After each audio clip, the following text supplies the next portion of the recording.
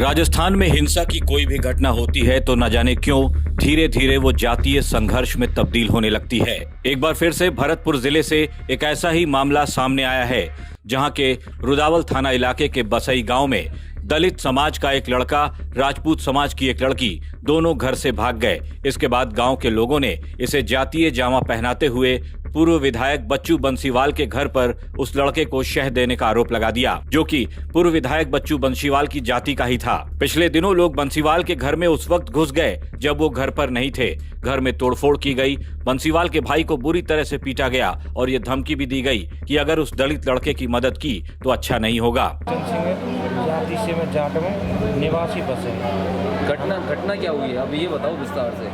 घटना के पता नहीं है किसी बात को पिलाने लेके बैठे थे हमें मारने के लिए कि साहब ये उनका सपोर्ट कर रहे हैं समाज का।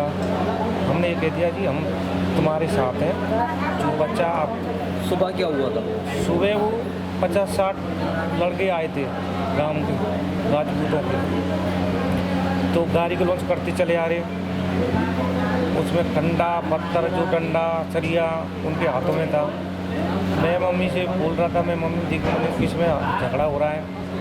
हमारे पड़ोस में एक मेहता रहता था, सुबह दारू बारू पी के आपस में झगड़ा कर रहे थे। तो मैंने ऐसा तो नहीं है भाई भाई में झगड़ा रहो।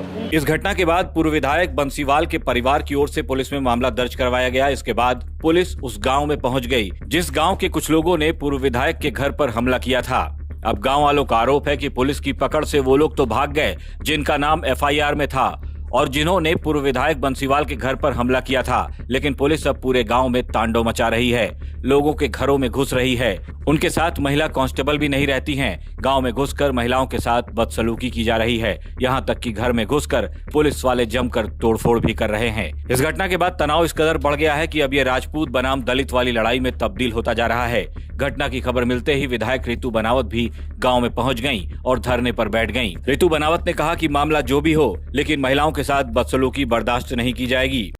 भाई ये कौन सा तरीका है? भारत में महिला आधी आबादी है, उनके साथ आप ऐसा बिल्कुल नहीं कर सकते और मैं बिल्कुल बर्दाश्त नहीं करूंगी कि किसी भी मेरे क्षेत्र की किसी महिला के साथ ऐसी घटना हो। महिला रो रो के कह रही है कि भाई आप फोन छीना गया, फोन अगर ब्लाउज में है तो ब्लाउज में से निकाल रहे हैं। ये कौन सा तरीका है? ब्लाउज में हाथ लगाना बहुत बड़ा जुर्म है। ये चाहे वो आम नागरिक हो या पुलिस वाला हो, कोई भी हो, ये घटना को अंजाम नहीं दे सकता। और इसीलिए बाकी वो उनका अगर व्यक्तिगत मामला था पूर्व विधायक का, तब तक मैं कुछ भी नहीं बोली, क्योंकि उनके साथ जो घटना घटी, उनके जो आरोपी हैं उनके खिलाफ अगर पुलिस वाले कार्रवाई करते तो ठीक था, लेकिन महिलाओं के खिलाफ ये नहीं किया जा सकता। इसको बिल्कुल भी मैं बर्दाश्त करने वाली नहीं हूँ और उसी का जवाब लेने के लिए मैं यहाँ पर मौजूद हूँ।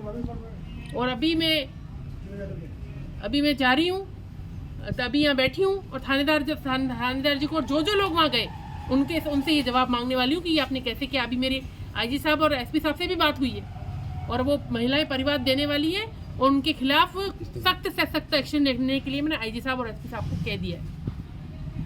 भाई आप किसी भी पूर्व विधायक के परिजनों के साथ जो घटना घटी उसकी तफ्तीश करते, उन लोगों को गिरफ्तार करते, लेकिन महिलाओं के साथ ये दुराचार करने की हिम्मत आपकी कैसे हुई? आपको ये अधिकार किसने दिया कि आप महिलाओं के साथ ऐसी हरकत करें? और मैं इसी का जवाब लेने यहाँ पर थाने पर आई हूँ। राजस्थान तक की टीम बसई गांव पहुंची थी, जहां की महिलाओं ने कैमरे के सामने आकर खुद बताया कि पुलिस ने उनके साथ क्या क्या ज्यादती की है। सीओ साथ थे उनके और मैंने ब्लाउज में रखी तो मेरे ब्लाउज में हाथ डालने की कोशिश की, मैंने मना करी तो लठों की ठूसा देने लगी। कौन थे? सीओ थे और 2 मोहल्ले के लड़के थे, एमएलए के भाई के और पुलिस वाले थे साथ, 6-7 लोग थे। वो के 2 परिवार के बच्चे और पुलिस वाले थे। इसमें से बेड को तोड़ फोड़ कर गई, टीवी को तोड़ फोड़ कर गई। अकेली बहू थी। कब की घटना है? आज की है। आज की है। और क्या? 4.5 लाख रुपए ले गई। आपके पास कोई फुटेज वगैरह या वीडियो बनाई थी आपने? कुछ नहीं बनाई, हमारी मोबाइल रखवा दी कि यहाँ रख दो जी, और टीवी को फोड़ गए।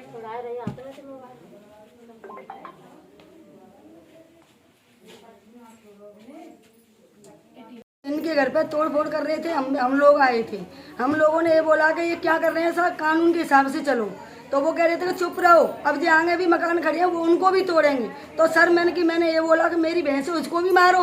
सारे जब अपने गैर कानून चल रहे तो सारे काम करें, फिर हमारा भी देखना कि हम भी अपना प्रशासन जैसा प्रशासन देखें आगे क्या करेगा। और हमें भी चाहिए कि हमारा बस कानून चाहिए, जो अपने कानून से नहीं चल रहे हैं तो हम अपना लाठीचार्ज शुरू करेंगे और बच्चों को अपने महिला के बीच में हम हाजिर करवाएंगे। जब बच्चों इतना सही थे हैं, कमलेश नाम है मेरा, ये घर में आए और हम काम कर रहे हैं और तोड़ फोड़ कर रहे हैं। पुलिस में के 4 आदमी थे, सीओ भी साथ था और बच्चों के घर के 4 लोग थे, पर हम जानते तो है नहीं है। पर उनसे कहा तो उनने देवालय और सीओ बोला है कि हमको तो 5 लाख रुपए दिया है बच्चों ने, तो उसकी तो कार्रवाई करनी पड़ेगी। तो इंसान जब आदमियों ने किया है तो आदमियों की जांच करें, वो करें तो लेडियों से क्यों वो कर रहे हैं। हमारी बच्ची भी हैं, उनको भी खींचना चाह रहे हैं। ये क्या की राजनीति है इनकी। फिर हम भी ऐसा है तो हम भी फिर अपनी राजनीति तो हम भी ऐसे ही करेंगे, हम पुलिस का वो बिल्कुल नहीं करेंगे। मैं बस यही दे हूँ, सुमन मेरा नाम है और पुलिस वाले आए, मैंने वर्दी पहना है, सीओ है और 4 आदमी और है, मैंने सिपेंडर इसमें बिन्ने आए कहनिया बच्चों संग बिन के बच्चों के घर में दे परिवार में दे कौन है मैं जानती नहीं हूँ। आए कहनिया बिन्ने हत्या पहुंची करी है, देवालय करी है, गाड़ी को घोरी है, 1 लाख रुपया थे, मेरी चीज धरी थी, बैठ के गद्दा नीचे से निकाल के ले गए और मैंने छुड़ाया तो मुँह में देवालय करी है। फील कर रहा है बगली में ठुसीदा गया हुआ है, हाथ में लील कर रहा है।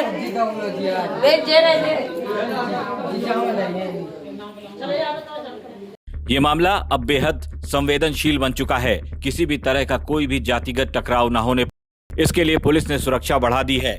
इस मामले पर अब सियासत भी खूब हो रही है, क्योंकि महिलाओं के साथ ज्यादती करने के आरोप भी पुलिस प्रशासन पर ही लग रहे हैं। उसके बाद लड़की पक्ष के लोगों को शक था कि पूर्व विधायक बच्चू बंसीवाल लड़के की मदद कर रहा है, वह उनकी जाति से ताल्लुक़ रखता है। इसलिए लड़की पक्ष के लोगों ने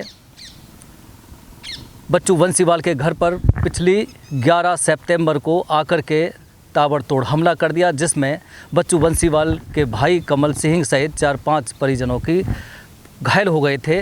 उनके चोटें हैं जिनका अस्पताल में इलाज चल रहा है।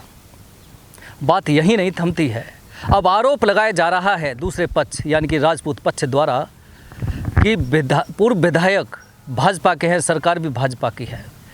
विधायक के दबाव के चलते अब पुलिस प्रशासन राजपूत समाज के जो लोग हैं गांव में उनको परेशान कर रहा है।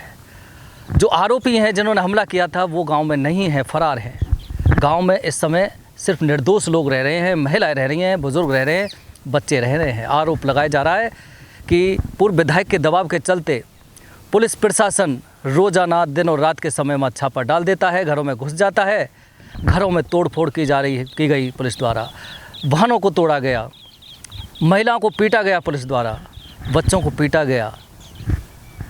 ये राजपूत समाज का आरोप है। राजपूत समाज का कहना है कि जो आरोपी हैं जिन्होंने हमला किया है वो फरार है, शिकायत दर्ज हो गया, पुलिस कार्रवाई करे। लेकिन जो निर्दोष लोग घरों में हैं, महिला हैं, बुजुर्ग हैं, बच्चे हैं, उन पर आखिर पुलिस का अत्याचार क्यों? इस तरह का आरोप पुलिस पर लग रहा है। आरसीसी पुलिस के अत्याचार पर लगाए गए आरोप को लेकर राजपूत समाज की गांव में एक महापंचायत आयोजित हुई है, जिसमें पुलिस प्रशासन के इस रवैये के खिलाफ राजपूत समाज ने अपना रोष व्यक्त किया और नाराज़गी जताई है कि जो हमलावर आरोपी उनके खिलाफ शिकायत दर्ज हुई है, आरोपी के खिलाफ पुलिस कार्रवाई करे। लेकिन निर्दोष लोगों के साथ जिस तरह से अत्याचार पुलिस कर रही है वह सहनीय नहीं है।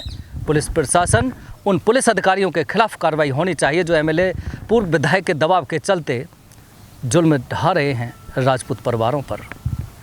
इस मामले को लेकर लोग सोशल मीडिया पर अपने बयान और वीडियो भी डाल रहे हैं, जो कि माहौल खराब करने की एक कोशिश हो सकती है। राजस्थान तक आपसे ये अपील करता है कि सोशल मीडिया की भ्रामक अफवाहों पर ध्यान न दें और किसी के बहकावे में आकर कोई भी ऐसा काम न करें जिससे माहौल खराब हो और बाद में पछताना पड़े। ब्यूरो रिपोर्ट, राजस्थान तक।